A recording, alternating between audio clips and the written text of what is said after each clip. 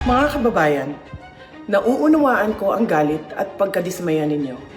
Nauunawaan ko ang galit ng taong bayan sapagkat sa nakalipas na ilang buwan, bago pa man sumabog ang issue sa flood control, madalas na akong nakikipag-usap at nakikinig sa mga hinaing ng ating mga kababayang overseas Filipinos ukol sa transparency, accountability, peace, at security.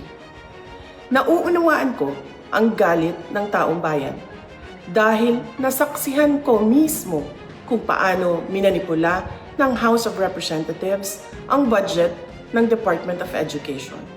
Sa halip na sundin ang listahan ng DepEd upang matugunan ang malalang kakulangan sa classrooms, misulang ginawang pork barrel ang pondong nakalaan para sa kabataang Pilipino at pinaghati-hatian ng mga kongresistang malapit sa mga makapangyarihan. Pinili kong huwag sumali sa panggagago sa taong bayan. Sa aking pagbitiw bilang kalihim ng DepEd, ininda ko ang kaliwat kanan na atake kasama na ang impeachment para lamang mapagtakpan nila ang katiwalian sa 2025 budget. The President now faces a profound crisis of confidence, especially in the way these corruption investigations are being handled, which appear to lack both direction and resolve. We also seek clear answers on how a budget that deprived Filipinos of billions and billions of pesos was approved under his watch.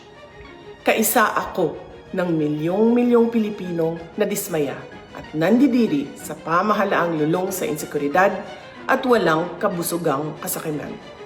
Ang karapatan nating magsalita at magpahayag ang sandigan ng demokrasya.